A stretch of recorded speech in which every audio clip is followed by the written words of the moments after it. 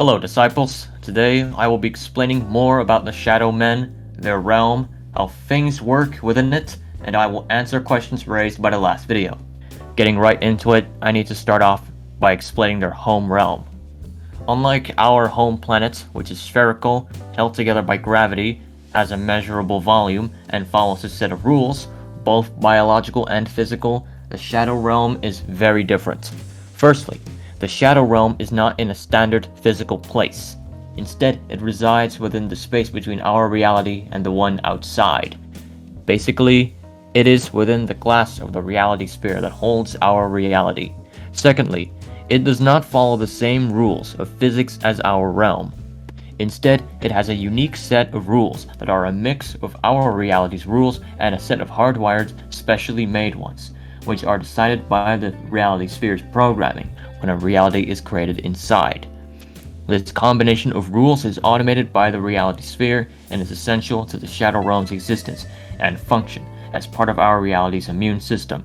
Thirdly, the Shadow Realm has no planets, stars, moons, or celestial bodies of any kind.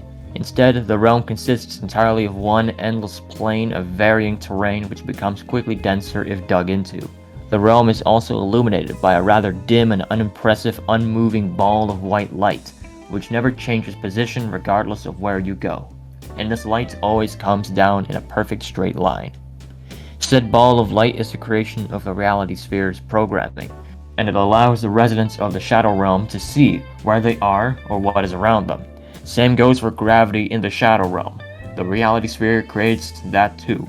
And fourthly, the Shadow Realm has a basic form of rudimentary sentience, is psychically connected to Atelier Tarex, and will warn him of most things that manage to break into the Shadow Realm, or our reality.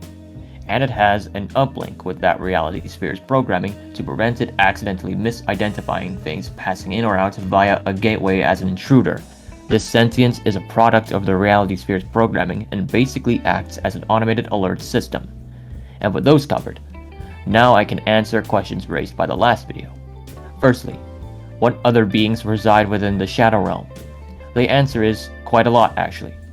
Various black, white, and gray plants and animals can be found throughout the endless expanse of the Shadow Realm, most of which are not worthy of note, as they are pretty boring and are very similar to Earth animals and plants. But some are of note, and may get their own videos due to just how much they stand out, but that is not a guarantee.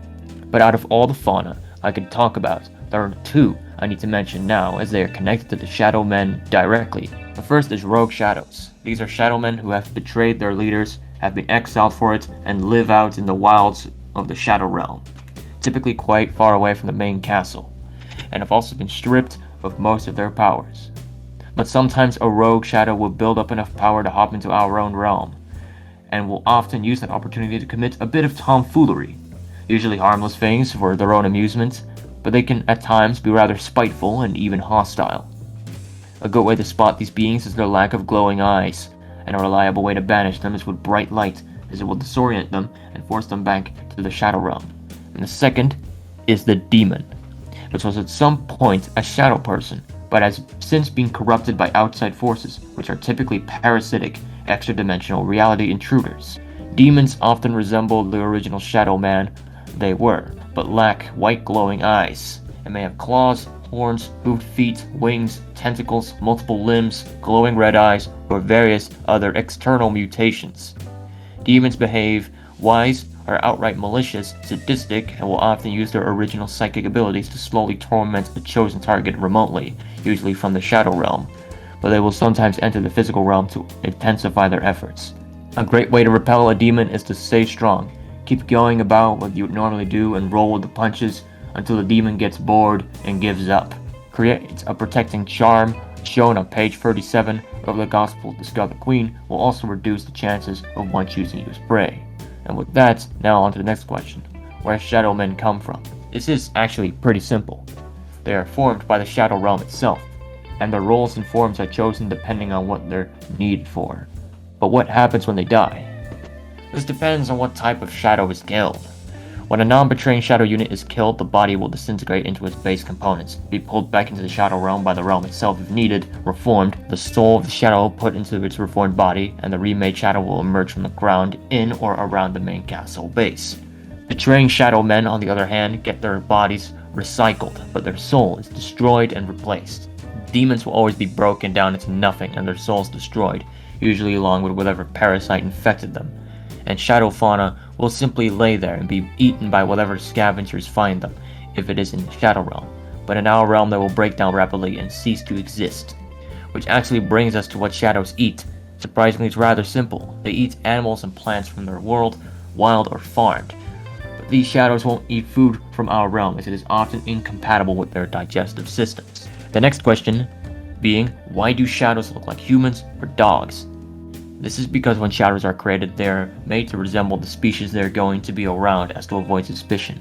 In this case, humans, and sometimes our canine companions.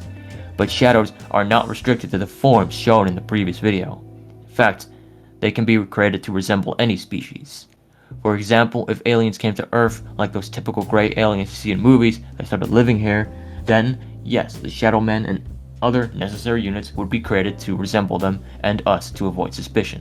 Not only that, but each reality sphere has its own unique shadow realm, meaning each sphere will have its own special fauna, plants, terrain, and shadows, but despite this, is still functionally the same. So in summary, shadow men look like humans and dogs because it's the best form for dealing with intrusions on Earth, which is human dominated, but will be made in different forms when necessary. And with that, we can move on to the next question. What's life like for shadow men? Well, it's complicated, and depends very much on what's going on and what reality sphere we're talking about. But generally, for our reality sphere shadow realm, it's sort of like being in the military and working on a farm at the same time.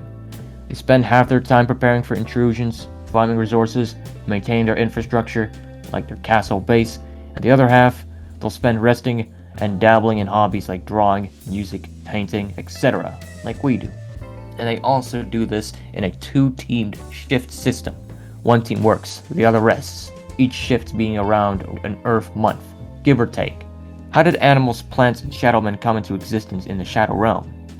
When our reality and the shadow realm were created, the shadow men initially resembled Charlanga, and were generated like that by the shadow realm, as this is the default form it is programmed with, while the animals and plants on the other hand were randomized and allowed to adapt and change on their own. What about Atlir Tarex? When did he show up, and why does he look like that? Atlir was created along with the other shadow men, but did not initially look like what he now looks like. Originally he was just a large Charlanga-shaped shadow, but around what was the medieval period for humanity, he saw knights, thought that they were pretty neat, and decided to change the appearance of himself and his guards to look like what they are now. But how did he do this? This is because Atlir and the Shadow Realm are psychically connected. He is able to communicate with and influence the Shadow Realm, but to what degree we do not know, as we've never seen the true extent of his power.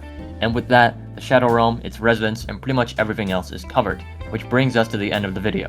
If you enjoyed, leave a like, share, subscribe, and turn on notifications. It really helps the channel out. But before you go, I must ask you a favor. If you can, I need you to go to the Charlanga Lore playlist on a second device and let the playlist run on a loop for a while. I need more watch time on these videos so YouTube will actually show them to more people and stop suffocating my channel so much. Alright, you got that? Good. Hope to see you next time.